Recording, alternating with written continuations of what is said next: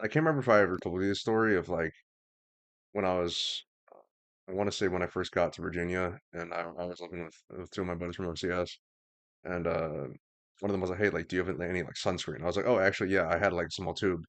I think it's like behind the soap on the sink." And he had to like dig for it and found it. And he's like, why did you know it was there?" I was like, "Oh, because I dropped it and like I just didn't feel like picking it up." Like I made a mental note. So like that's where it is for next time when I need it. Yeah. I feel like guys in general are that's pretty common. That's something I've heard from a lot of guys that pretty shared experience. Yeah. It's like if you drop something, unless you have like really bad ADHD, because I had a roommate in grad school. He was like classical ADHD, like would throw his keys down somewhere, a different place every single day, and then like he would go into like a 5 to 10 minute scramble every single day looking for his keys. I am bad about like the everyday things though. Like things like a bottle of sunscreen, I'll remember, but I have had times where like it'll be like my keys, my watch, and my wallet, and I'll be like, all right, I guess I'm gonna be 10 minutes late to work today because like I just can't find anything. Like so Yeah. I have gotten worse, I think, which this podcast is all about getting worse with time, You know, what's Mike Israeltel's channel? Making making progress. progress. Actually, I've been watching a lot of that. It's funny you Hmm. bring that up because I don't think I talked to you about that.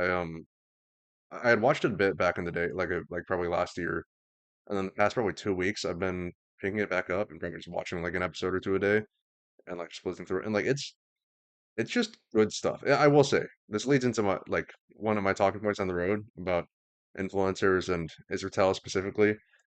Yep. Um, but like I really do like that channel. I've watched way more of that than like Renaissance periodization, I'd say in the past like few months. Um, Yeah. Because just 'cause it's a yeah, making progress has a lot more content outside of just gym. It's got a lot of life things in there. Because once you watch a certain amount of gym content, you kind of know everything. Like there's not too many things that you just don't know anymore. You go to the gym, you train close to failure, and then you go home. That's if you want to maximize muscle growth, that's what you do. And then you can make it more confusing or more simple than that if you really want to, but like it's lifting weights to get big is very simple. There's no magic behind it.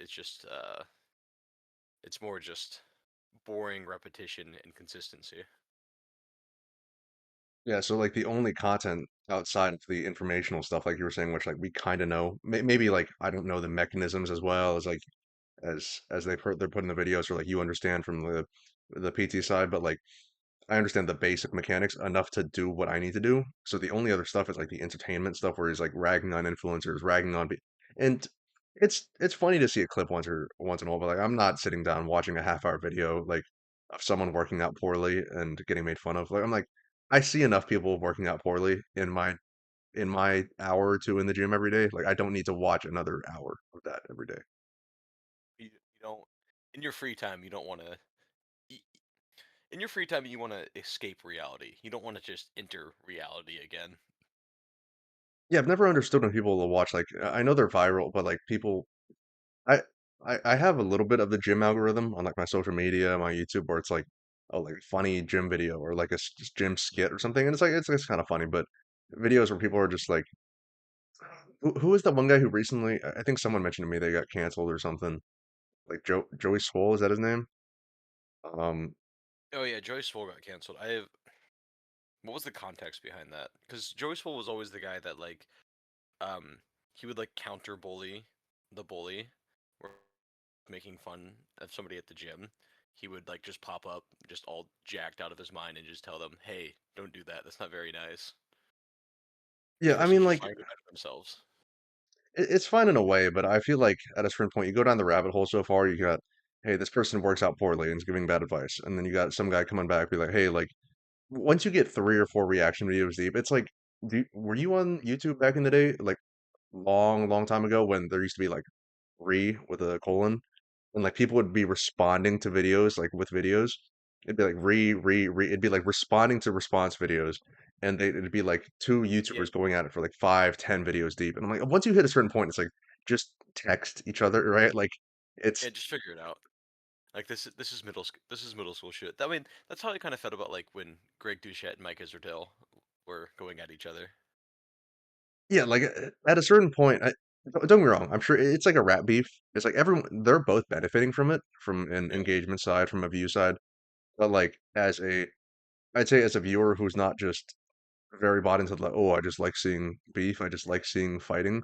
Like I don't watch, I don't spend my time looking for content like that. So to me, it's like a big turnoff, and like immediately, I'm like, I could not care less about the 10th video responding to someone or the 10th video calling someone stupid or like make like yeah, it's haha funny, but like I kind of Runs its course. I enjoy those videos like just to kind of inform myself of like the drama so that I can talk about it if somebody within my circle wants to talk about it.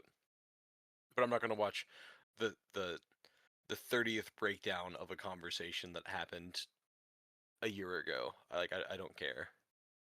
Like the beef I feel like you said is self-perpetuating where it's ongoing because both parties are benefiting. Like when I know it like when Greg and Mike were having like their little scuffle, I feel like it was mostly like Mike getting mad and then Greg just like profiting off of it. And like Greg would just like post like 2 videos a day about Mike and he'd get hundreds of thousands of views on each video that he posted. So he was big time benefiting. I mean, side caveat, just before we get too deep in that, well, I'm not really a Greg Doucette fan just because I think his voice and his mannerisms and his way of speaking just annoys me, like just upsets me Wait, to listen to him speak. But yeah, he sounds like a that's parrot. yeah, that's a me thing. But Yeah. No, I get what's been going on with you? that. Just uh, nothing. I've entered the 9 to 5 grind, and boy oh boy, it's very weird because like I started doing full time, so I work a little bit more than that. I work 8 to 4, so that's about a 9 hour day, but we get an hour off for lunch. And I think it just depends on how many people I see in a day. If I see a ton of people, by the end of the day, the last thing I want to do is talk to anybody. I don't want to see anybody. I just kind of want to go to the gym, and I kind of just want to like just melt my brain with stupid YouTube videos and go to bed. But then if I have like a slower day at work and I only have like half the caseload or like 70% of the caseload that I normally do, I just have a lot more energy. Something about just like talking to people all day, every day. Like it's very nice, but I get tired by the end of it. I do a lot of talking, do a lot of explaining. I think that's why I'm excited for like, well, I mean, one, I'd say my current line of work, I don't do a ton of work in general. But like there is a lot of talking. It's mostly just like talking to fill up time in the military for a lot of people. Yeah, There are some people who do jobs, but um, yeah, like I've noticed, I'm excited for a job where I can sit down and just do a job for a bit, like rather than, hey, I'm just gonna chat with people, hey, I'm just gonna like ask this person about this, go to this meeting, or like present this thing. Like just doing work, I feel like is way more energizing to me than socializing. Like I mean, like I like socializing, but let's be honest, if I'm forced to be somewhere for 6 to 8 hours a day, like I'd rather be doing work than like, hey, like I have to talk to people no during man, the 6 to 8 hours. you, I'm stuck here. no man, no man, you got that wrong. You're getting paid to chit chat. I am getting paid to. It was what I was talking to my roommate earlier today about it. And I was like, the thing is, oh, my resignation just got approved last week, so we're we're chilling. Um, Leaving. I'm officially getting out. But like the thing is, and what I feel like I have some ground to stand on when I'm like, oh, like there's a reason I'm getting out, right? Because I'm getting out to go to an objectively, I'd say, worse quality of life job, right? Like to go to law, right? Like it's gonna be more hours, harder work. But to me, I'm like, I can't stand sitting there and feeling like, oh, I have no job. I didn't do anything today. I didn't do anything. I haven't done anything productive in the past 2 weeks. Like, but I'm just sitting here wasting away. I'd rather, if I'm gonna do a job, I'd rather actually do something and also get paid more. But like not doing anything is so draining on me that I don't understand. Like some people, this is not an affront to everyone because there are people in the military that work hard. There are people that actually do jobs, but there are plenty of people um, in my shoes that don't really have much to do. and they're very Hmm. happy, just like, oh, I'll just do this for 20 years. I'll just chill and collect a paycheck. And I'm like, I just feel like Okay. but No, I was just like, hey man, that's not terrible. It's let I people mean, live. it's not Let bad, people but let people I get think their guys money. like us, guys like me and you, like we have enough like internal motivation to do something with our lives. I feel like where it's if we're not moving forward, like we've said countless times in the past, like if we're not moving forward, like it's so just it's like a constant itch that just annoys me all day. Like I'm in a worse mood all the time when I don't have anything to do than Hmm. if I had an actual job I was being productive. Yeah. No, I'm with you. I'm with you. I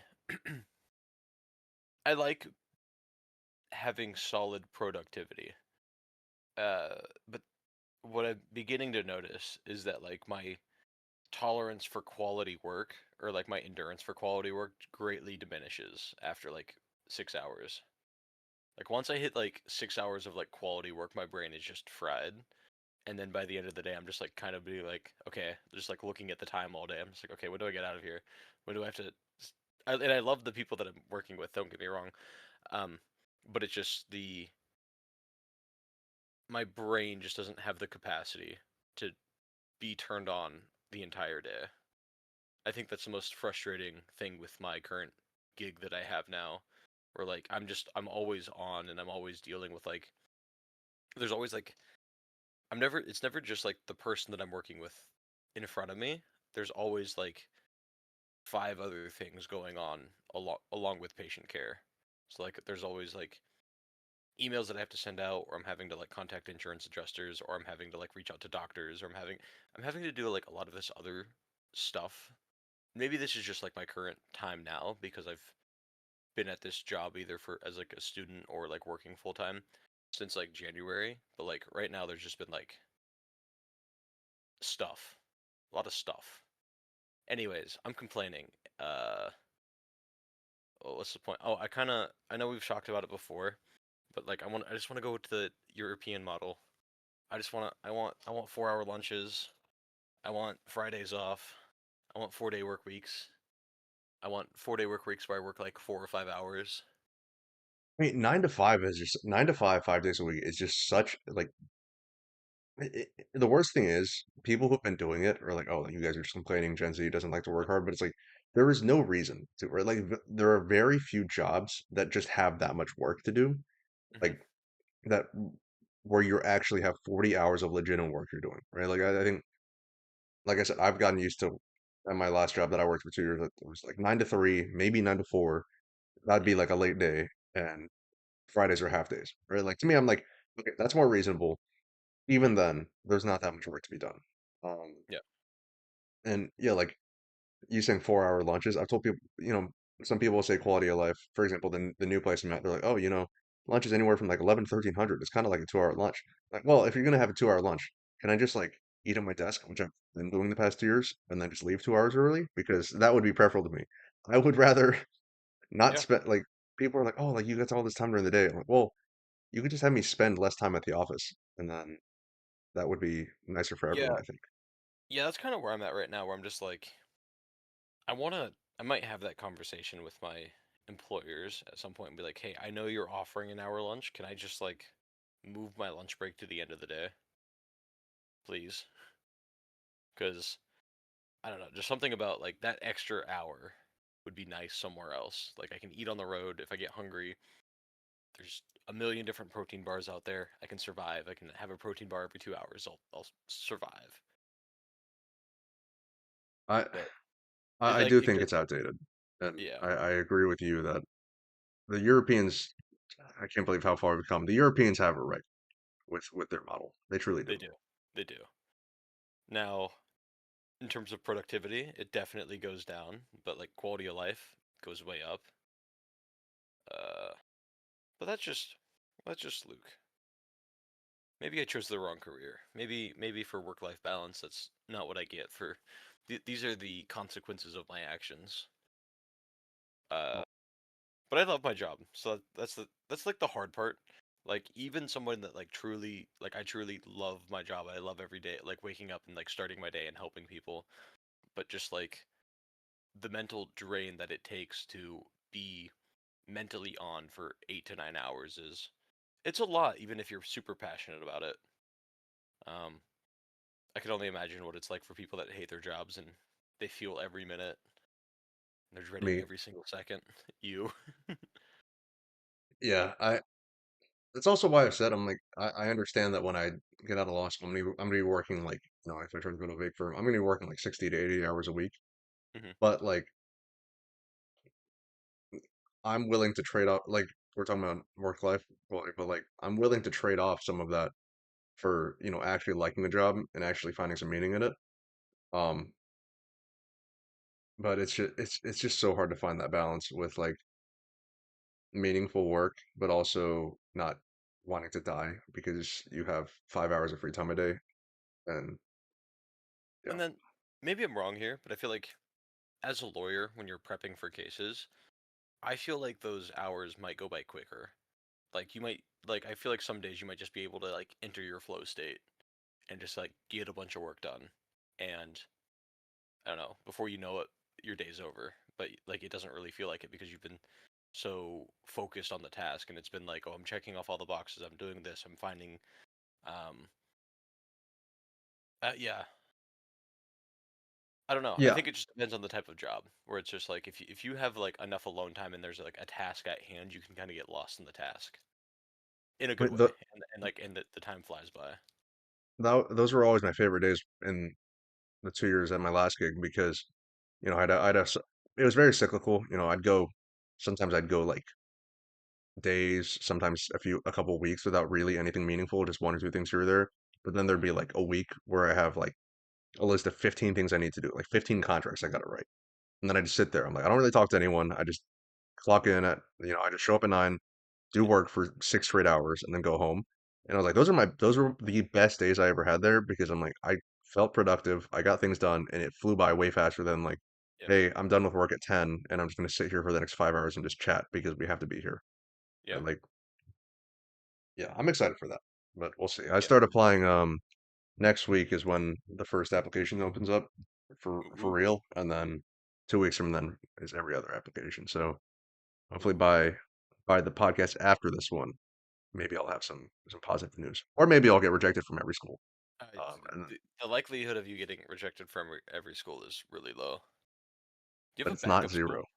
It's not zero. Do you have a backup school? I'd say my chances are pretty good with like UVA, Michigan. Okay. Worst comes to worst, they don't work out. Probably looking at like Notre Dame or something. But it's still like a top 20, 25. It's so funny Um, that you're like, oh yeah, my backup is Notre Dame. yeah, I mean, I always feel like kind of like a jerk saying that when I say it Yeah, to people. Like some people like you understand, right? Like yeah, with like with law, specifically business, that like the prestige matters so much. But some people, I would feel like just such a jerk to be like, yeah, like your school is like my safety. hmm. But yeah, that's my current path. So How pretentious of you, Dave. yeah, I'm already a T14 lawyer speaking at heart. I just think Yeah. I'm better than everyone else. Sigh. You're gonna do well. Uh, right, I had some I had a topic I wanted to talk about actually. Now that we talked Yeah. about Israetel, it's funny you brought that up because I noticed recently. So Mike's been going through it a little bit. I think Jeff Nipper. So Mike with his I think what started it was like he had that video about some. You've probably seen it. Like it was some like uh heck fly into like a bicep curl into something, and then Yeah. people started ragging on him. Nippard was made a video with like the natty or nots, and then one guy turned out. I guess there's some controversy about him actually being on steroids. Jeff ended up recanting his statement. Yeah. Um, but like this whole Yes. phenomenon, it's not just the fitness world though. Um, like so I've seen these I won't get too political into it, but like recently people like Charlie Kirk, Ben Shapiro also started getting ragged on for their takes and like I've just noticed that it's this phenomenon where maybe it's a recency bias and maybe I'm just seeing it more in like certain realms that, for example, back in the day, people I used to listen to or like people like Mike Israetel that I listen to now. And it's I don't know if you've noticed it as as a like a growing trend or if it's always been a thing, but like this, it's almost like a cancel culture. It's not exactly cancel culture, but I've noticed just a lot of people being like, oh, like this guy lost the thread, or like Mike Israetel, he's kind of gone off the deep end. Jeff Nippard, this guy he's lost the thread or Yeah. whatever. Like I've just noticed that a lot recently. I mean, it's really hard to be perfect on the internet. If you say something wrong or you express the wrong opinion, someone or really even if you're saying the right thing, people are gonna find reasons to discredit you, and they're gonna find reasons to discredit you just not to only prove to the world that you're wrong, but also to benefit for themselves. Um, this has always happened. I don't feel like it's anything new with the internet. This. I remember like it's just the reverse of um what is it? It's Ben Shapiro destroys woke college student clips from like 2016. It's the same thing. It's just you have one group disagreeing and trying to get rid of or cancel the ideology or thoughts of another person or group. I mean, I guess now that you bring that up, I guess it kind of makes sense why people like Shapiro, Charlie Kirk, Mike Israetel to an extent, to a much lesser extent, Yeah, like yeah, people who are more confrontational, people who have made a career off of making fun of other people or like unking on other people that they yeah. disagree with, now getting caught out Now and like and now they're getting dunked on. It's hard I to be think. perfect. Nobody's perfect. That's the moral of the story. Perfect, and if you claim that you're perfect or you feel like your ideas are perfect, someone will prove you wrong or you'll slip up eventually, and that's just the nature of the internet. but but it feels like it's I definitely like get the sentiment like you said about some people are profiting from it, right? Like some people who on maybe on the right or people or also people on the left and on the right, with Charlie Kirk and Ben Shapiro, but also a lot of, fitness influencers making fun of Mike Israetel. I understand that some of them are doing it for personal gain, but it seems like I've said, my mistake of clicking into the comment section whenever I see an Instagram post or something like that. Yeah, But yeah, like it'll be a lot of like the supporters and the followers being, oh, Mike Israetel, I can't believe I listened to him. Like he's saying all this stuff about this exercise or seed oils or whatever. I'm like I it's it's this I guess what I'm getting at is it feels like there's more of a tendency to me to write someone off completely for one mistake rather than like, oh, you made a mistake, let's laugh at him for it. It's now like, oh, you are now completely like we can't trust a single thing you say because you said this one thing about seed oils or this one thing about your political stance. Right? Like and yeah, that feels like it's elevated, at least in the past few years, I think. yeah. Maybe. I mean, it goes back to like quote unquote like cancel culture times where like I mean something that like James Gunn got like fired for a little bit for some controversial tweets that he made like 15 years ago. Um, and it's just another version of cancel culture. It's to point out the bad and maybe you benefit. But yeah, that's happened forever. That's happened in politics forever too. Um, I mean, that's I think how also Trump won a lot of his debates is that like he would just bring up stuff that no either people forgot about or he would just like lie about the other person and like make up something and just like completely discredit their all of their takes based off of the thing that he said. I mean, Like like like some like instances for I think are true. yeah, yeah. Like Like go ahead. specifically for yeah, yeah. So specifically for like um Mike Israetel, he's really nerd. He's got his PhD in exercise science or kinesiology. He's got his PhD in something. It doesn't really matter how much education you have on something. You can have two people with the same PhDs that have different philosophies. Like there are like some common beliefs that everybody has, but then you're gonna have disagreements, and because of like one disagreement, um, depending on your perspective or how much backing that you have, you may be able to discredit everything else that the person is saying because of like one fault in their logic. Because it's like if they have one fault in their logic, how many other faults are implanted into their thinking? That's true. I guess it's not fair to say. discrediting everything they've said because of one thing because it can have that ripple effect. Like you've said with the fault in logic, or you're bringing up Trump. A lot of people talking about recently, Trump going back on his word, things like that, and then that thing, maybe one instance or one event, but it is indicative of someone's character to a deeper level. Yeah, Um, or maybe even just potentially like a pattern of things to come if they haven't been shown to light yet. that's true. I guess maybe it's always just a recency bias, a confirmation I bias. I'm just seeing more of it in the media. I think That's you're just seeing a lot. I think you're seeing a lot of it more, and I think you're seeing it now within like the fitness space in particular because this is something that's maybe it's just your feed recently, or maybe it's just becoming more.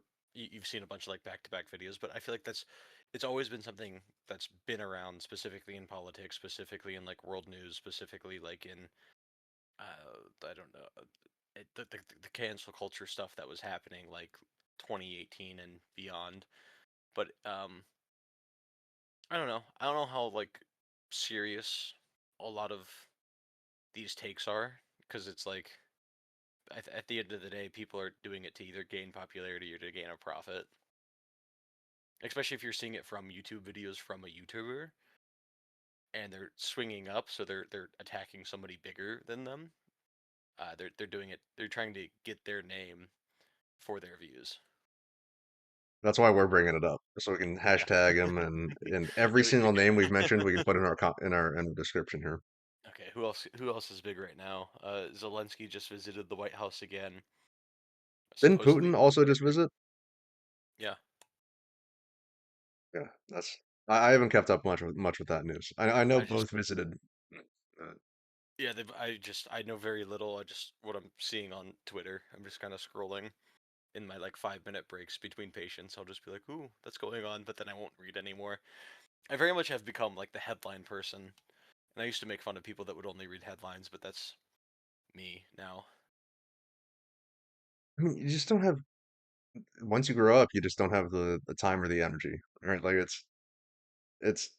I mean, you could dedicate the time or the energy, but like if you're mature enough to realize, like, hey, like I cannot functionally do my job, my workouts, my like day to day taking care of around the house, things like that. I cannot function in all of those optimally if I'm reading every article and actually trying to look into it. That just doesn't make sense. And maybe this is selfish of me, uh, but I just rely on my smarter friends to fill me in.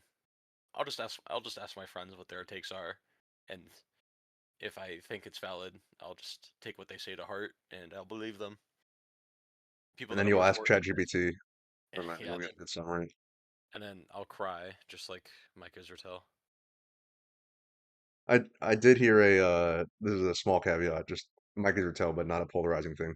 I did hear recently one of the few Renaissance Period Edition videos I watched. It was talking about this new drug that's in human trials right now, Hmm. set to end next year, and it's a myostatin inhibitor Oh no, along along with okay. along with some other inhibitor, right? But like basically for listeners, and this is coming from a very layman's perspective, so Luke may be able to give more on this, but like it essentially it inhibits the thing that caps your body's muscle growth, Hmm. um, stops your body from growing a ton of muscle, which I think Eddie Hall is Eddie Hall the Yeah. one that has that? I don't know if Eddie Hall particular, but there are some people that have like um I don't want to say like a deficit, but their genome is built up differently where where they have a built-in myostatin inhibitor and they can just put on muscle like crazy. These are people that um probably you probably have seen them like on the internet where they're just like insanely jacked for no reason. They have like crazy hypertrophy and they're just like, yeah, I work out like once a month and I just do cardio and I get bigger and bigger. Yeah, I think so. So I remember it was called the Hercules gene. I just found it's yeah the myostatin gene. And Yeah. if anyone's curious, you can just look up like the Hercules gene animal. Like I think have you seen like the pictures like the Oh bulls or the yeah. Oh cows yeah, or yeah, whatever that yeah, are just yeah, yeah. jacked? The dogs Yeah, that look like they're on steroids.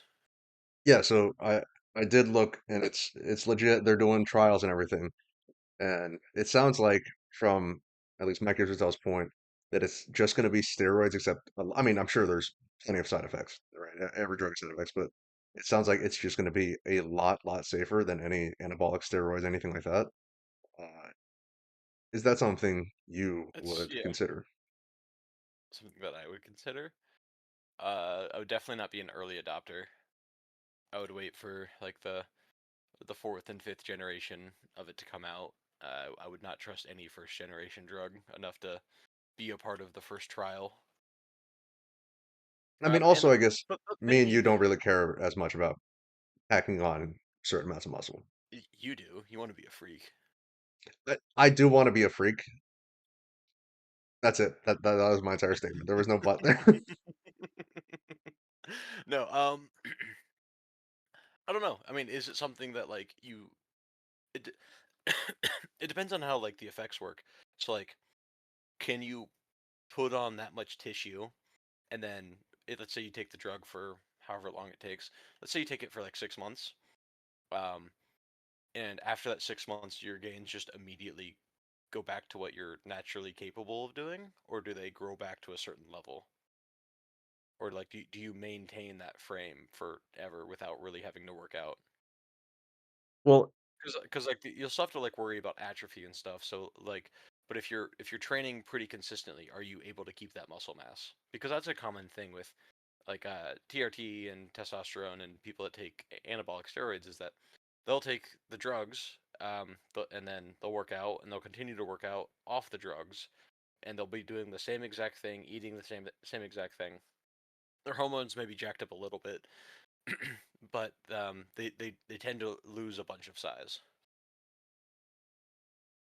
my complete zero scientific guess would be you would maintain a lot more of it than like on Anabolics. traditional anabolics like because myostatin, I don't think it wouldn't like decrease the amount of muscle you hold, right? It just typically, my understanding is it prevents you from building it, right? Is that Yeah, you can't build any more muscle, but then I'm wondering if it's because I'm pretty ignorant about this as well. This is stuff that I've only seen because they don't really talk about it that much in PT school because it's a very rare thing and it's not much that we'll see. It might be in a textbook somewhere, but I didn't read it. Um, but I'm wondering if it's like the difference between like hypertrophy, which it's the same muscle cell, just getting bigger over time, versus like hyperplasia, which is like creation of new muscle cells. Um, so I don't know if they would get bigger or you just have more because if they get bigger, you would need the same amount of stimulus, and then it would shrink over time once you're off the drug. But if it's hyperplasia, then those muscle cells would be there forever. something to consider? I, Yeah, I think I think I would like if there weren't, yeah, I wouldn't be an early adopter, but like if it was like, hey, like not insane side effects, like your heart muscle also grows at an excessive rate. yeah, Like if like as long as it's outside of stuff like that, that'll kill me at 40. Like I think yeah. I would look into it. And there's also like a bunch of bad side effects about having too much muscle as well. So like sleep apnea is like a really big one that a lot of bodybuilders complain about because their necks just get too big and they can't breathe properly and they can't sleep at night. And a lot of like the professional bodybuilders have to wear, they have sleep apnea and they have um, s- um, CPAP. sleep app machines. Yep. Um, so I don't know. I think if you under a guided physician, it could be a cool thing to do because like that along with like an Ozempic. Like I've talked about this before. I don't know if I've talked about this on the pod, but I'm like, okay, the first person that comes up with a combination of a Ozempic plus a safe anabolic together is going to be the world's first trillionaire, documented trillionaire. I mean, I think there's a good. I mean, because the trial I looked at, they are prescribed. They're doing the myostatin inhibitor plus like a tirzepatide or Ozempic or semaglutide. I've been doing research into it at a very layman level. Yeah. But they're doing a combination of it, and I think they did it in monkeys, and they just got like really jacked lean monkeys. That's promising research. But yeah, okay, so like what I guess what does that do for society? Like that's a really good question on like cuz there's people that I'm assuming it would be a more expensive drug, probably not something covered by insurance ever, because what insurance company is going to allow you to be healthier? That doesn't make any sense. Um, but also just to, like, for vanity purposes of just like wanting to look better. Um, but so yeah, you're gonna have like a subsect of people that would completely hop on it and just be jacked and would never really need to train all that much, and then you would have another group of people that would want to work hard. They would want to work hard, do the work themselves, lose the weight, get big and jacked, and have that pride that they look the way that they look because they work out hard and not just because they took some silly drug. So, so we can have that discussion because I know that's a big, for example, Mike Israetel. I think I've seen like three separate videos of him talking about it on the Making Progress and the RP channel. Um, I know he's a big proponent of like it's a good thing, right? Like his thing is it's a 100% beneficial thing to society. There's no downsides to if we can just um, pharmaceutically, improve physiques and take that away from people and take away obesity, all that. And I think some of the points are compelling, right? Like I think there are some points like, oh, you like one point he has is like you can take all of that dedication and that time you put into that, put into something else. Because like we said before, right? Like Yeah, when I but brought up what's the concern, but what's human nature? What's human nature gonna do? If you have extra time in your day, what are you gonna do? Play more video games. okay, me, I guess. But like so we've had the discussion before, right? When I said, "Oh, I don't want to get complacent because, I think I'll fall off, I won't do anything." But like you said to me, it's if you have that mindset or that worry, you're probably not in the group that needs to worry about it, right? Like if you're cognizant or what's what's the term? It's like one of the big five personality traits.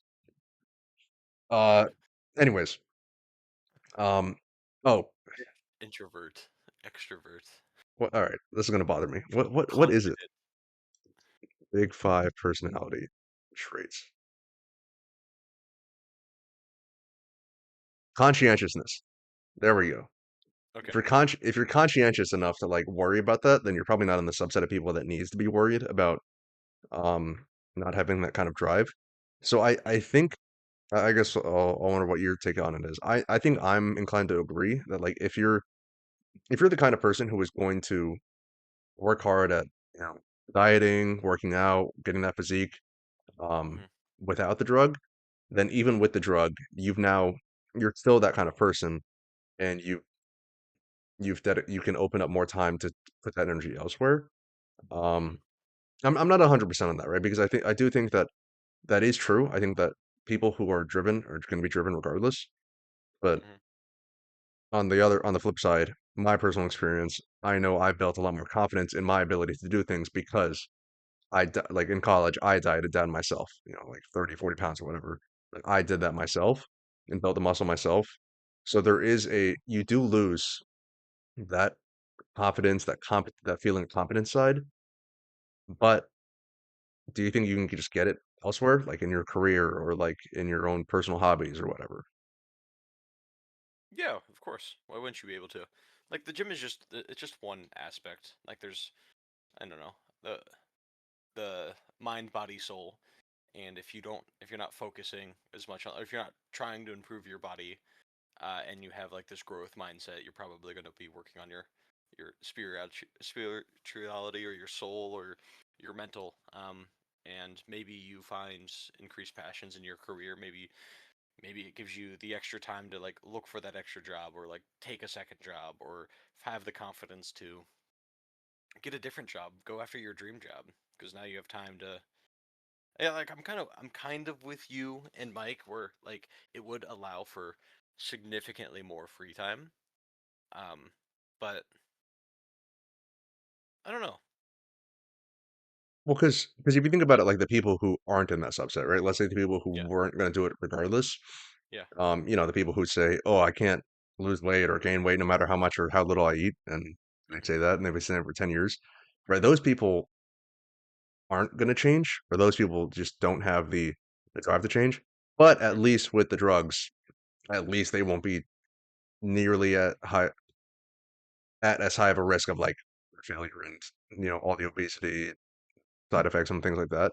So like at least they have that, even if we can't because you can't instill discipline and drive into people, right? Like, but at least you No, can yeah, make them healthy. that's something that's yeah, that's something that's built and earned, and yeah, you can make them healthy, and maybe they can live longer. But I don't know.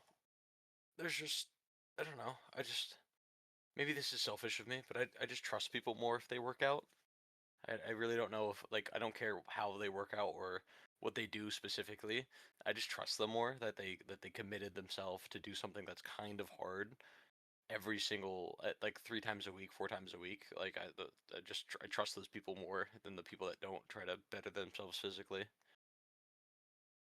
That is 100% true though. I like every time I look at someone that works out, Mhm, in any scenario, in any social situation, if I see someone that like clearly works out, I'm like, I automatically regardless if you're a terrible person or not, my bar of mhm. respect for you is still like elevated above. It's a little higher. It's just a Yeah. little higher. It doesn't yeah. Um so I don't know. Like if we had a world where nobody worked out and everybody was just lean and jacked out of their minds and everybody looks like Golden Arrow Arnold Schwarzenegger, that what would that do? Like because that's also that kind of like plays with the perception of the mind, especially when it comes to like dating or like finding a partner. It's just like if you see someone that's like in really good shape, you know that they worked hard to get that, and you know that like they're going to be working hard in other areas of their life as well. It's not just going to be that. Typically that assumption is relatively safe. And now if you're just walking around and everybody's beautiful and everybody's attractive, now you're just rolling the dice. I guess I guess, now it's just based off of personality. and You yeah, and who I can't win knows? that game. That's why I work out. But like, I think so. I will say that is something I'll agree with you on, as a Yeah. counterpoint to Mike, because from a I'd say from a very selfish standpoint, because it's an area that me and you, I'd say, excel in, and to an extent, or at least are Mhm. like pretty advanced in and are good at. Um, and yeah, it does. So I wonder if the part of me that wants to hold on to it, it's just it's like the selfishness of like, hey, I worked for this, and you doing this is belittling that, and now I have to change my personality so it's not just the lifter guy, because now everyone looks like me. Um, And yeah, they probably and if you didn't take the drug, they probably look better than you now, even though you have what like 10 plus years of lifting experience at this point yeah, to some degree. I think that's what would keep me from advocating for that from like a global standpoint is like the fact that you do lose a huge metric. Like the physical side is one of the like outside of looking at someone and talking to them, like I mean the physical side is 50% of like judging whether someone is has that drive, has that like I was telling Andrew about it. I was like, I need It's good. No, I was saying like I was telling Andrew about it. I was like, my future, you know, girlfriend or wife or whatever. Like, I need them to be. I don't need them to be a bodybuilder. I don't need them to be a power lifter or any of that. But I need them to be like fit or like active. I won't say fit. Like I'd say like active, like very physically, because mhm, that is something that, like you said, it bleeds into all other aspects of your life. It's like if you can at least dedicate yourself to that, and I won't even say at least because like that's I've always had the stance like the that should be like one of the first focuses you have because your body's the one thing that you're going to keep with you the rest of your life rather than like a mhm, career. Um, like if someone can at least realize the importance of that and focus on it, it immediately shows something about their character. I think it builds character. It's a cyclical building of character, but also it's an immediate indicator of character. And I mhm. do think you lose some of that when everyone's pretty. Yeah. Nobody has pretty privilege anymore. When everybody's No, pretty, no one will be. nobody. I love The Incredibles. I love The Incredibles movie. I need to watch it again. I've been getting clips recently on my YouTube feed about the secret conspiracies within the Incredibles. Within the Incredibles, Yeah. like what's the conspiracies? I'm sure you've watched them. Um. So this is I've only seen a couple videos, and as you know, my YouTube habit is to put on a video and then go to bed. Yeah, I'm So tracking. I'm gonna see how much I can retain from my dreams. But I remember one of the videos was talking about all of the footage that you can find in the DVD release of The Incredibles. And you know how like when Mr. Incredible goes to the lair and sees all of the superheroes that died, um, on each superhero that died, they all have like an introduction, and like there's like little, they had like a voice actor for all of these characters with like their background and them getting interviewed and them talking about like what teams they were on. And um, I don't. There's probably more to it than that in that video, but that's all what I remember. I remember them going through like six different characters that just had like voice actors that were never presented in the movies for all of the dead superheroes. That went nowhere. Anyways, I guess it's home. I guess it's homework for me and in the audience to go watch Incredibles yeah, go conspiracy watch. theories. Apparently, there's something out there. It's been on my YouTube feed. I just haven't sat down and watched a video. I've been really bad about consuming content recently. That's not true. I've been really big. Um, I just watched a World War II documentary. That was pretty cool. It was called Hitler on Trial, and it was about the Nuremberg trials. Hitler was not present for. She was not present for, so he wasn't actually on trial. But everybody that didn't kill themselves was on trial. Is it any good? You recommend it? Very, Recommend it? very good, very good. It's a 9 out of 10 documentary. They show um that this is in one of the later episodes, but they or throughout the entire documentary they have old footage that they recovered and that they, for most of them, they edited it with some color, so it's like World War II in color type of vibe. And how the movie is structured, it talks about like how Hitler's rise, and so they'll show like actors portraying Hitler. They'll show like clips of videos that they had of him. They'll show like pictures and corresponding with those like the historical things. There's a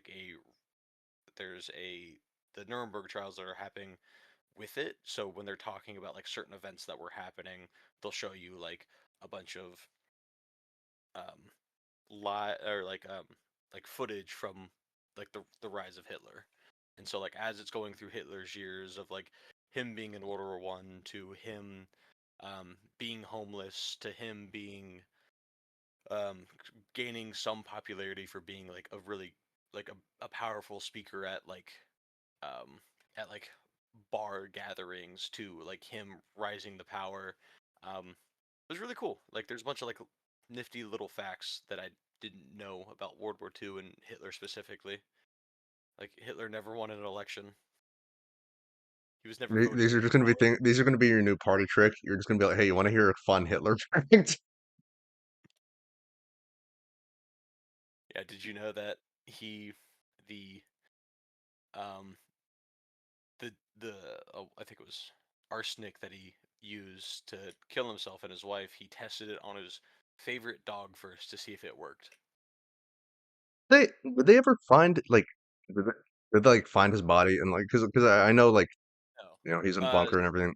Bunker. So the story, or at least from what's told from the accounts, is that him and his wife took arsenic. Uh, he watched her take it first, and then, no, they took it at the same time, but she passed out first, and supposedly Hitler also shot himself just to like make sure that he was dead. And then the guards in the bunker that he was in carried him out and burned him and his wife, which he only married like a week before they killed each other because he was like a secret lover. He wanted to be shown as presentable to the other woman in Germany Is as it a Ava? potential bachelor. Is it Ava Brown? Her? I can't remember her name. No. I probably should know. This is another thing, another documentary that Luke was watching while going to bed, so some of the memories are fuzzy. Um, but yeah, they took him out in front of the garden and they set them on fire because Hitler did not want happen to him what happened to Mussolini. Mussolini was killed and then his body was paraded around Italy, like he was hung upside down. Yeah, And that's Hitler fair. That probably would have been a he probably wouldn't have ended up in a museum like stuffed somewhere. probably, yeah, yeah. So he didn't want to be remembered like that. He wanted to go out on his own terms.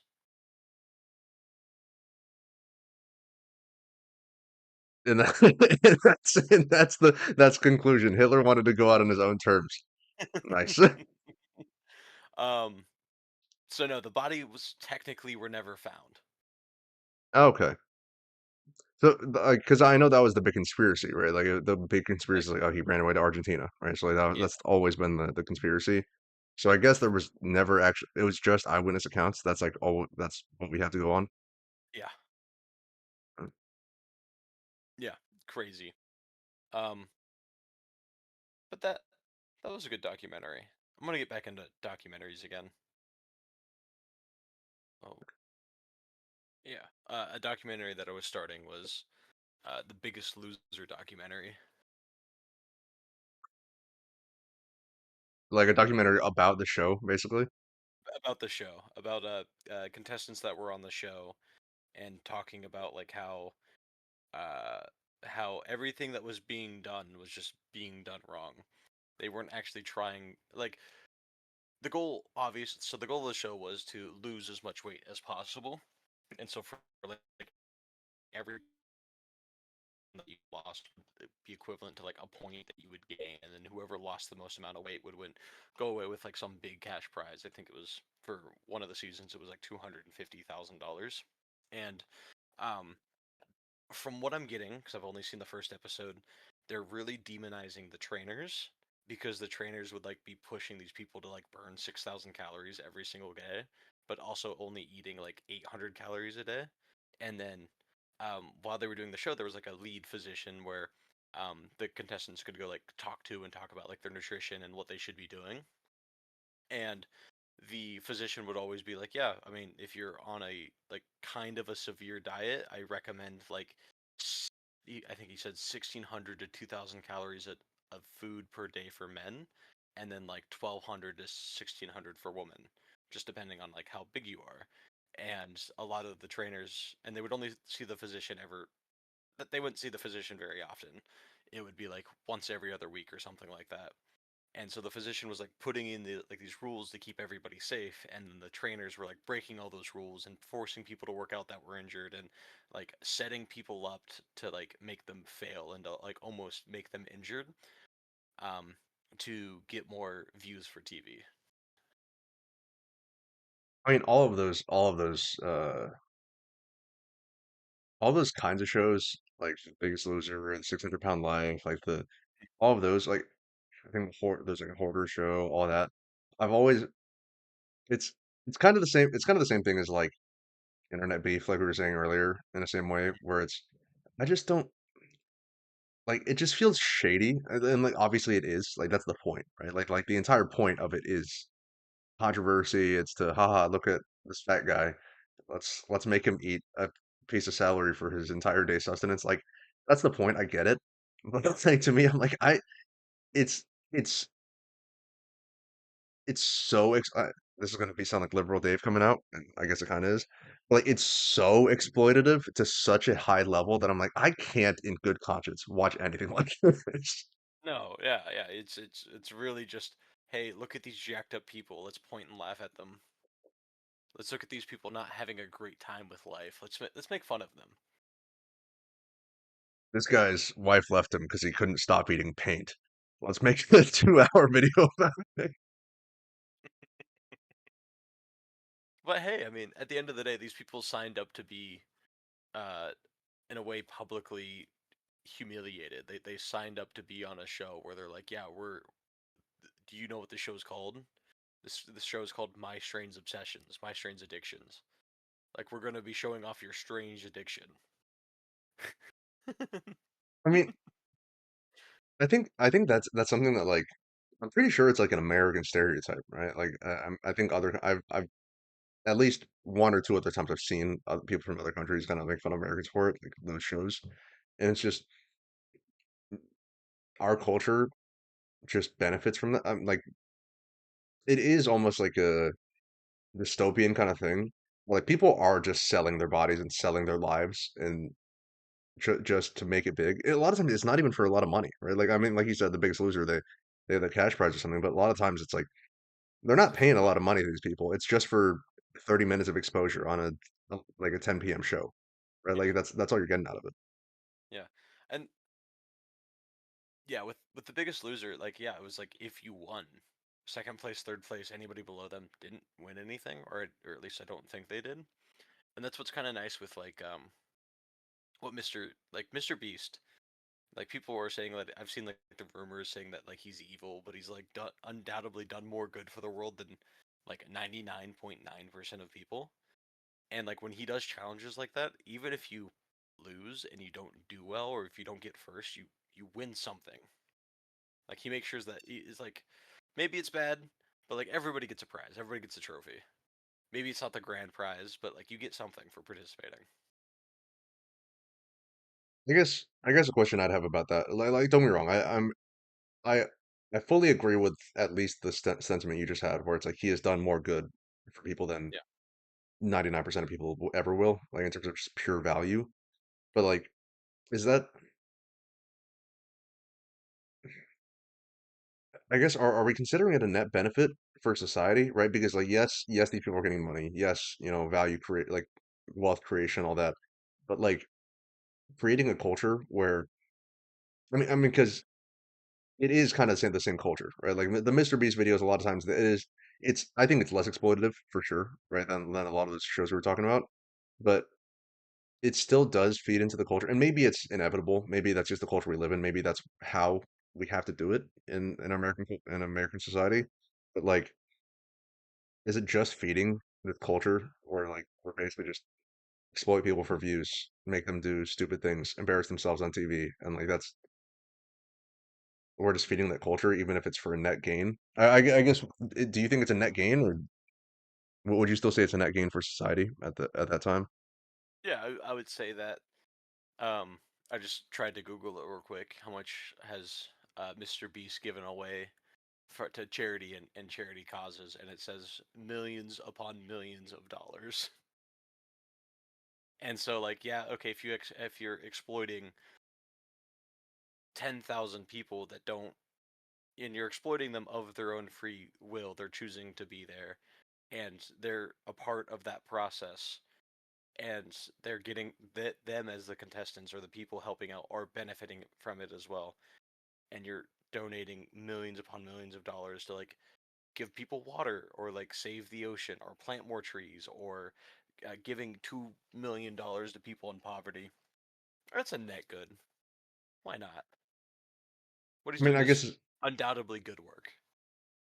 yeah, and I guess it's the same sentiment of like you can't worry about charity, helping people, and benefiting others if you don't have the money and the resources and the power to do it.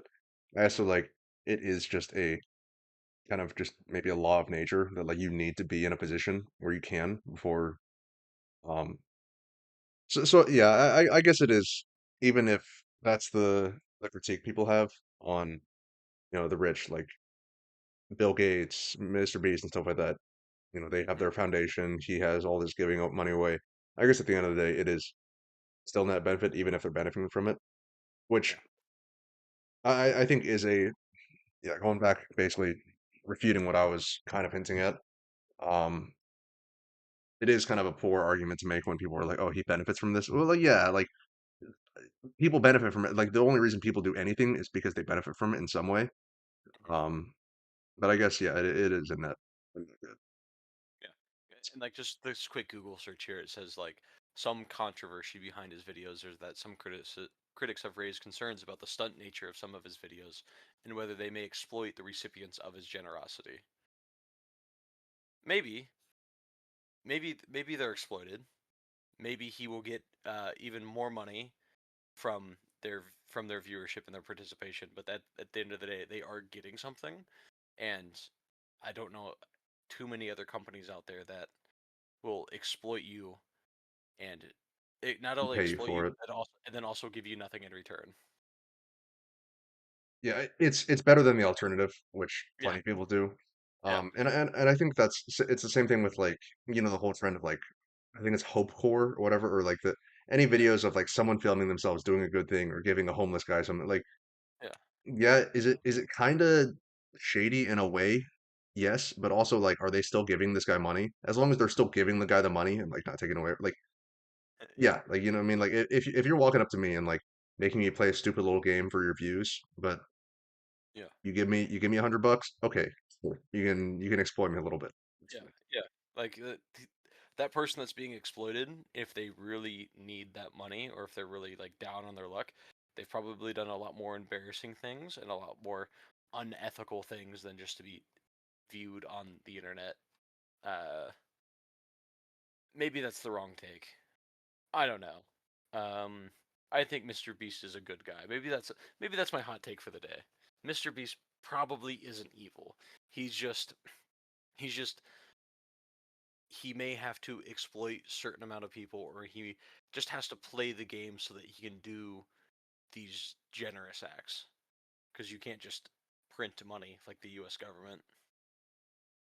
Yeah, I would probably personally, like just me, I always hesitate to say someone's just a good guy. Um, Yeah. but I'll agree that it's not like an evil thing, right? Like it Yeah, is still a positive for society. yeah. Yeah, it's yeah, maybe he's not 100% good, but the actions that he's doing are a net good on the people that he's helping. Do you think that this is a kind of a thought experiment I was working through? This can maybe become a whole discussion. Maybe Yeah. we'll go down a rabbit hole. So we've talked about before. So it's not the question is not whether people are good or evil, because we've talked about that before. I'm sure, a few months from now we'll rehash it because I forgot everything we talked about and we can get some more views. Yeah, yeah, yeah. But I guess the question is, do you think it is better, like more beneficial to think humans are good or humans are evil? Like from a from a individual standpoint, if you had to choose one or the other, for someone to believe all humans are good or all humans are inherently evil, which one Yeah. is better for that person to live in? Ooh. I think day to day, it's better to think that society and the people around you are good and good intentioned people because most people are. Or that's what I think, anyways. I feel like most people are just good people on the surface and relatively good ish people down to their core. The problem with that is that you will have one bad apple in there and they will take advantage of you and uh, they they will they will take your kindness and run with it and like take advantage of you. And the opposite of that being like you are generally going to be a more unhappy person if you think the world is out to get you, and if you just run around with a chip on your shoulder for no reason. Yeah, I mean, I guess the debate is between like living in constant cynicism or like naivete. Yeah, 'Cause I guess I would have been in the same boat typically of like, hey, it's better to it's worse. At least it's worse to believe that humans are inherently evil because you're mistrusting. You can't actually build any close relationships. Everything someone does is always for an ulterior motive in your mind. But I guess what got me thinking about it, um, I've been trying to read more, since next year I'll have to remember how to read. Um, and I was reading it was like 12 More Rules for Life, and I guess it was like some of the case studies, I guess, it'll be and Peterson's talked about different patients he's had before, that had the same thing. Like multiple patients he mentions are people who like, they have one experience with actual evil or actual malice, and it shakes them down to their core. Like it's it's very difficult. I'd say it'd be harder to come back from that. But like, what would it be like after reading those case studies? Right? Because if you believe that everyone's inherently evil, I think it's easier to recover from that. Like be like, okay, I don't trust anyone, but eventually yeah, over time you can start to like build that trust. You can start to yeah. like, but if Because you what's the opposite of that? So like if you're walking around and you have a chip on your shoulder and you view the world relatively like a cynic, and then and if somebody does the opposite of what you currently believe, they're good. Ooh, scary. Oh no, you met a good person. Or on the other hand, if you live in a naive state, like you were saying, like if you meet a truly evil person, it will rock your world. That could change your life forever. that's kind of why like I brought up the question because that reading those stories kind of changed my stance on it. Hmm. Where like now I don't know. I think that living in a state of constant like naivete and like just blissful ignorance of the very real evil of the world, I think Yeah. like that I think that can cause way more I think that has the potential for way more harm. Right? Because I think I do agree with you on the surface, right? Day to day, like on the average, the aggregate of your day to day experience, you're gonna suffer a lot if you think that everyone is just evil. Like you're not gonna have any friends or family. Like you're not gonna have any close relationships. But you do insulate yourself from like someone who if someone truly wants to take advantage of you and like truly exploit you, that's I think that is a far greater risk almost. Um, Hmm. if I like, let's just say me and like you individually have to make this choice. I feel like I would choose cynicism. I feel like I would rather believe that everyone's evil, um, Hmm. than to just completely dismiss that and leave myself completely open to anyone who wants to have any kind of malicious take any kind of malicious actions against me. Yeah. I generally live more in the ignorance side. I generally believe most people are pretty good, and I'm just hoping that through communication and like logic and using my brain, and if I do meet somebody that kind of is not a great person, I can either one avoid them or two just be very careful around them so that I don't get burned by them. I guess I didn't think about this is actually kind of how like I shifted a little bit, but Yeah. this is kind of how we each are individually. You have always Oh seen the yeah. good in people more than I have. Yeah. Like I assume like if somebody does something bad, I typically am just like, oh, they probably had like this going on or that going on, and I kind of give people at least I give people like two strikes. Like if they're like if something's going on, I can come up with excuses for like or like mentally do the gymnastics in my head and just be like, okay, yeah, I can see why they did this thing. But if it becomes like a repeat pattern, I'm just like, okay, I'm I'm not the dumbest person around. I can see patterns here. I know that this is not a great person to be around. It reminds me of that meme. I don't know if you've seen the meme where it's like cognitive behavioral therapy enjoyer, like Yeah, when he gets cut off on the road. Oh, like he must be having a bad day or he must be in a rush to go somewhere. Me, yeah, I'm the king of the highway. yeah. Yeah, I I think it is a healthier standpoint day to day, but I don't know something because you do have that caveat where like you have the maturity and you have the foresight and you've had experiences enough with you know genuinely malicious people. You've Yeah. seen some level of evil betrayal, things like that, like to where you can caveat that and you can lay on the even if you're to the side of the spectrum on in some ways of like Mhm. still leaning towards seeing people as good you you at least have seen the other side. I guess yeah. I guess the random hypothetical I'm proposing is completely It's just unrealistic us. hypothetical. Yeah. Well, it's also just like us. Um, yeah, I mean, like of the unrealistic hypothetical, I'd rather be a cynic and I'd rather just have like a grudge against the world. Um, because although that would suck day to day, you wouldn't get burned big time and it wouldn't alter your mental state. But at the same time, if you lived in ignorance and it kind of like shook up your worldview if you met one bad person, wonderful. I mean, hopefully it's not like what were the case studies in particular? Were they typically relationship based? Yeah, typically it was like some level of domestic violence or something Yeah, like that, like, like a partner and then they saw them actually wanting to inflict harm on them and like that yeah, basically just changed their worldview completely. And yeah. in all those cases, it was always like a positive side, like, they recovered through some level of help, some level of therapy, Hmm. and kind of got out of that naive mindset. And like so Yeah. obviously it's recoverable, but I feel like the recovery process for that is so much harder because like I'm living proof of the other side, right? I'm living proof of the cynicism side that came to see, hey, some people are love and worth and worth some life and things like that. I'm Worth living proof of life. that. Yeah, you know, like I'm not. that liberal yet. You know, let's Yeah, let's yeah. let's hold our horses. Not Um, everybody deserves life. That's actually, it kind of got me thinking of this mindset. This is a just a little fun hypothetical because I want to see how your brain works. Because I think this is kind of the differentiator, right?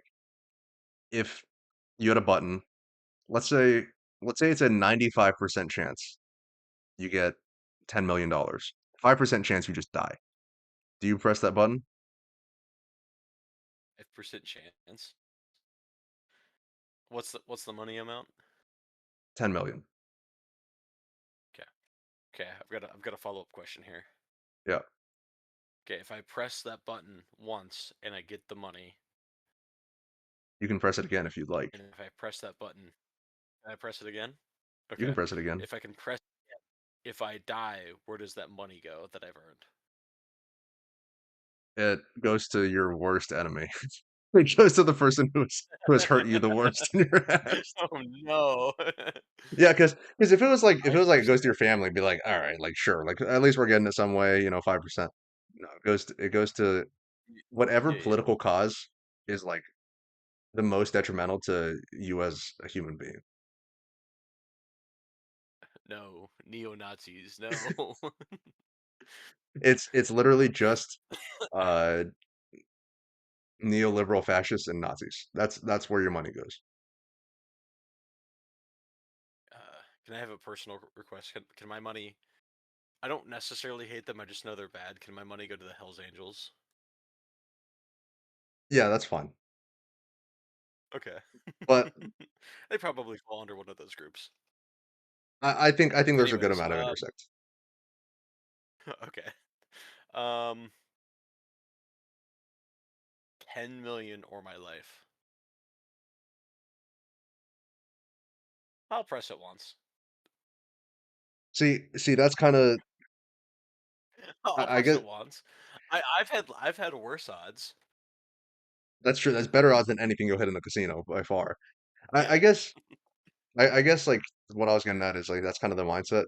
I feel like that's the differentiator is like I'm always thinking about the was it the expected value, and to me I'm like the worst case scenario, for example, you know, dying or thinking everyone is good, and then the worst case scenario you come across someone who exploits you. Like I guess in my mind I'm like the worst case scenario is infinity multiplied by whatever small percentage.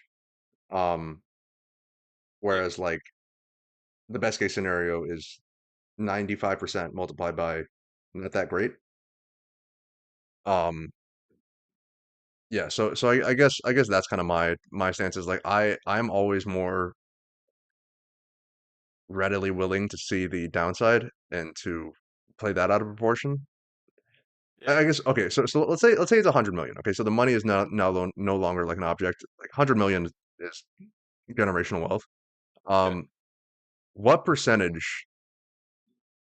How high would the death percentage have to go before you don't press it? Ooh. Hmm. I'd go 1 in 10. I'll do 10%. You wouldn't do like 15%, I think I'd stop at 10. 10? See, Maybe like 25. Maybe 25. Depends how lucky I'm feeling that day. 25, 25 is absurd. I don't Hey know. I man, don't know if I know anyone who would press that at 25. Like 20. I mean, unless you like hate your life and you like don't see any other out. 25 is the crazy person thing to say. if you hate your life, it's like 99 to 1. I think I'd press it at 99 to 1. Right? Like that's for sure. Honestly, I'd The, probably go the other 90. way. I'd The probably other go. way. But The other way. 99%. 99% of death. yeah, like how my current mental state is. I press no, no. I, I think like if it was 5% of death, I, I think I'd go up to 5%. That's probably my risk tolerance. For 100 million? 100 million, yeah, 5%. Yeah, Because like that means you never have to do anything you don't want to do for the rest of your life. yeah, I'm 10%. I don't hate my life. I just think I'm lucky. I think so. So I will say, I think I'm lucky in like most scenarios, right? I think Yeah. like actually, I think every scenario I have luck in, right? Like career, the last podcast I talked about something risky. The audio didn't record. I think that was luck. Me writing my personal statement, didn't Yeah. send. I don't think the audio didn't record. I think it just got taken down. Yeah, that's probably what it was. I As soon as Microsoft heard the word that I mentioned, it just deleted it. I gosh, mentioned a country and it just deleted our audio completely. I can't believe you talked about Jamaicans in that manner. See, that makes it sound worse, honestly. If you had said Jamaica or Venezuela, that'd be fine. But the fact you said Jamaicans, it'd be like it sounds like I actually said something about Yeah, Jamaicans. yeah, yeah, yeah. Why do you hate Jamaicans so much, Dave? They, they disgust me. What Jamaican do be they be crazy. what do they be saying? Yeah, I think generally I'm like I'm born lucky, is what I'll say. Like it's not really a flex, it's just like I'm pretty happy with I'm blessed to be born lucky. But money, never. Money is like I think I'm so inherently lucky in every other sense that like money has just never been my thing. Like maybe thankfully, because I feel like it would skew my view of the world. Yeah, But like I think after my GameStop snafu, losing out on $40,000, I think I realized I'm like money luck is just not in the cards for me. didn't you still profit from that though? No, I made like I broke even, Oh, okay. which I guess it's fine. I guess breaking even's better than losing everything. Yeah, But like casinos. I don't put enough. I think I don't put enough in to have any chance at winning. And I've probably dropped like $300 total across like 3 or 4 casino runs and yeah, lost all of it. So like I don't know. I think that button question maybe I sway towards like 99 and 1 because I just think I have such bad luck when it comes to money give me that that. Give me that 10. I give you played D that and D before. 30%. I played D&D before. I be hitting 20s when I shouldn't be hitting 20s. Nat 1 is everyone you hate, everyone on earth that you hate. It's all that money, and then you still have to live with it. Actually, they take Dave, all your money. I'm like Thorfinn. I've got no enemies. All right. Well, you just heard what Luke thinks about neoliberal fascists and Nazis. So Love them. yeah, that's what you came away from that World War II documentary about.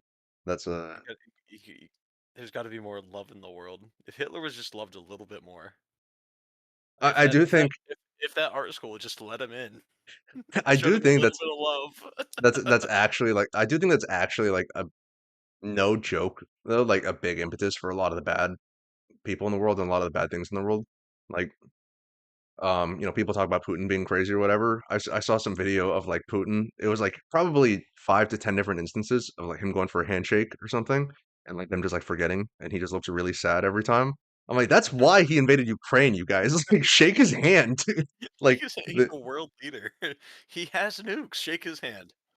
but like it'll be like they just like forget about him or ignore him, and like he looks legitimately sad. I'm like, regardless of what you think about someone, I'm like, they're probably like that because how you treat them, right? Like Yeah, there is some truth to that, I think. yeah. There definitely is. Like if everybody was loved the way that they needed to be loved, no bad would happen. Do you believe that? Is that your Yeah, stance? yeah, that's my So, stance. Well, so you think for the average population, not including psychopaths and sociopaths, so Congress?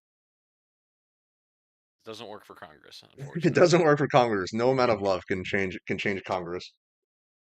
Yeah. No, I think that's generally true. This is one of the Like more it, pot. This is one of the more it's the positive difference. podcasts we have.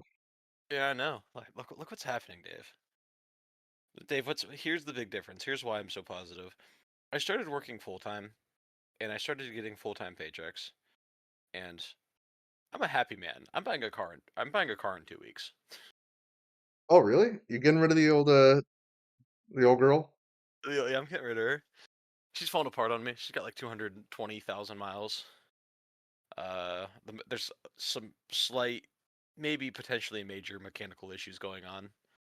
I'm terrified that my tire's just gonna pop off driving to work every day. There were already significant mechanical issues going on 4 years ago when I You was in have that thing. no clue. You have no clue. You have no clue. You would hop in my car. We would drive 500 feet, and then you would probably leave my car. It's It's just gotten like worse. it shakes a lot. It's really loud. The engine's fine. The transmission's fine. Just the axles are not very trustworthy right now. I I have a I can't go big over fear of 50 that mi- because I can't go over 50 miles an hour without my car shaking. what are you getting? You want to be a taco It's boy with me? I'm thinking about it. It's either I don't know. Here's what I'm debating. I'm debating something used, something around 20K, give or take 5K. Um, I want to do a 60-month plan, try to keep it around 400 bucks, 300, 400 bucks.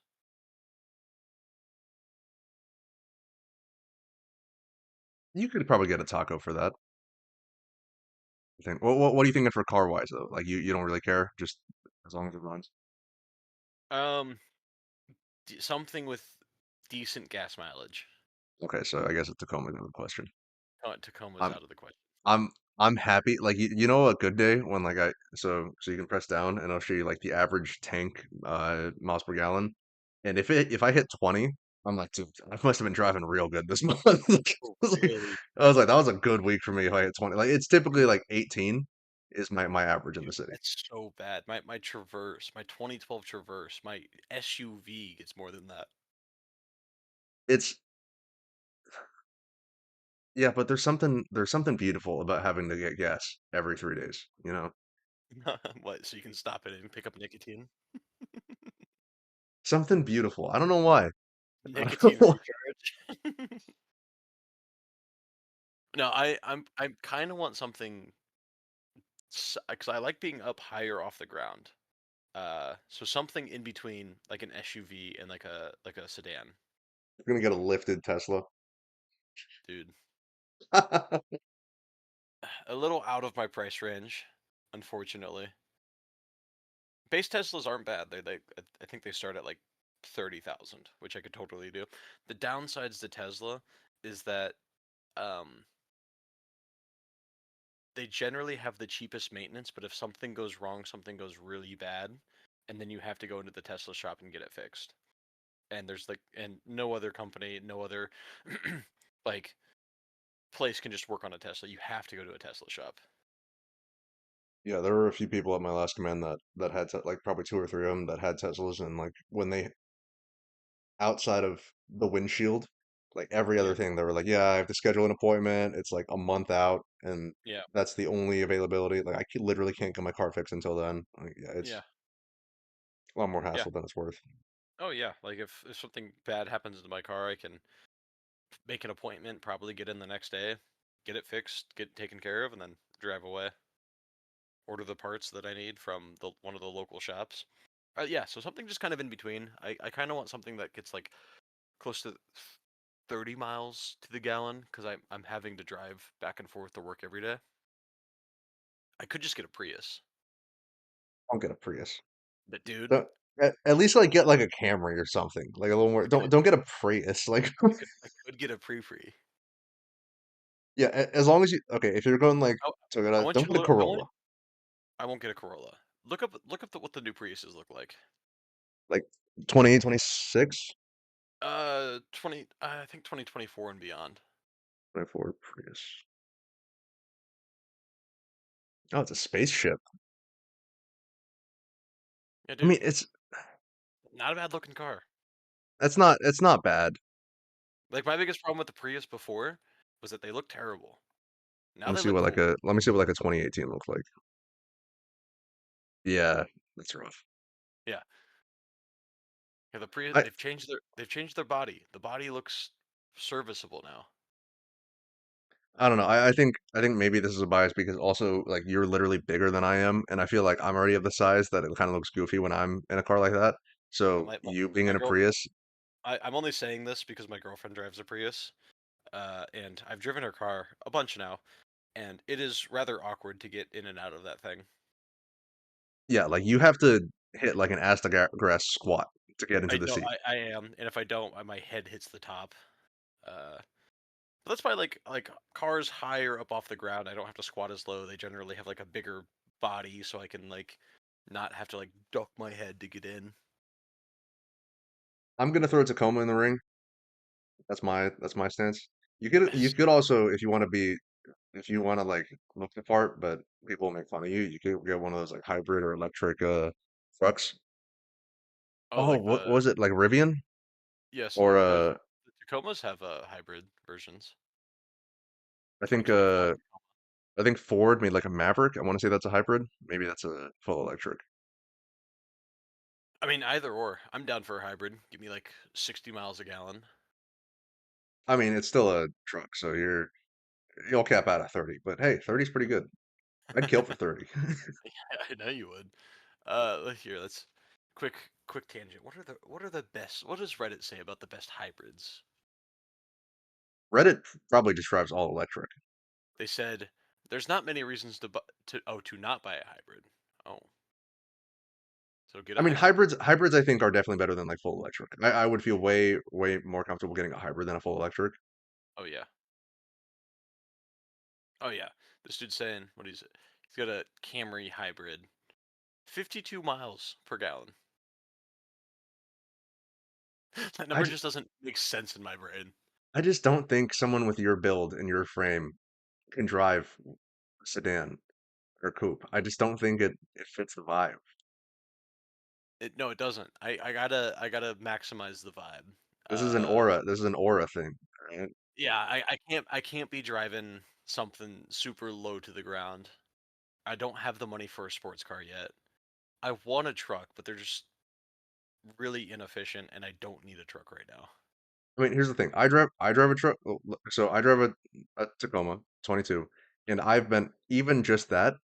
It's been called a someone in my last band called it a girl car, and then a Hell yeah. girl truck, and then the next person I told about it on deployment, they were like, "Oh, that truck's for lesbians." I was like, all right, I get." Oh, So shout out Subaru beating the allegations. Tacomas are the new super. Yeah. What's this one? Like a CRV, Honda CRV, maybe? That could be good. It's kind of like that somewhat in between. Not too bad. Okay. I've got ideas. But You'll yeah, have a new so that's yeah, next time that you see me, I should have a new car. Unless nice. something went horribly wrong, and then I won't have a new car. Yeah, if you're pulling up and just sparks are flying in your old college car, something went wrong. Something went horribly wrong. Luke got fired. That's what that's what happened. Luke got fired or he quit. I hate working. Anything else? I'm gonna join the anti-work Reddit. No, that's it. Yeah. Uh, Work's cool. Uh, it's just weird. Like, even if you have your dream job, which I think that I currently have, it's still work. Work is work. So, uh, follow your dreams, kids, And you'll still because hate it, you might as well enjoy what you're doing. even if you hate it. Even if you wish you could change some things about it to better optimize your day, still follow your dreams. You'll find something out there. Yeah, I'll probably long term goal will probably be shifting. Uh, we'll see. I still want to open up my own practice. I think that would be pretty cool. I think that gym routine that's becoming more and more of a reality. I could do that. I could become a firefighter. I work with a lot of firefighters now, and that their 24/48 gig sounds pretty cool. They only work like what 100 days out of the year. But It's a not bad bad. gig. Pay, Pay's not terrible. Maybe we'll I can. both be firefighters in a few years. There we go. We can be firefighters, and then we can, because most firefighters that I've talked to also have second jobs. or like a side business, and who knows? So we're just gonna be firefighters, and then like, oh, on our days off, we just record podcasts. That's all we do. Perfect. That sounds like the dream gig to me. All right. Well, That's it for me. thank you guys for listening. Hopefully, we'll have some big news about cars and law school, and Luke liking his job a little more, Ugh, or his quality of life by next time. maybe a little bit next time. I love my job. So for the people at work that listen to this podcast, I I do love love my my job. I love my job. They have to get an hour and a half in before they can hear you talk about how you love your job. Yeah, yeah, yeah. All right. This is Illogically Ignorant. See you guys next time.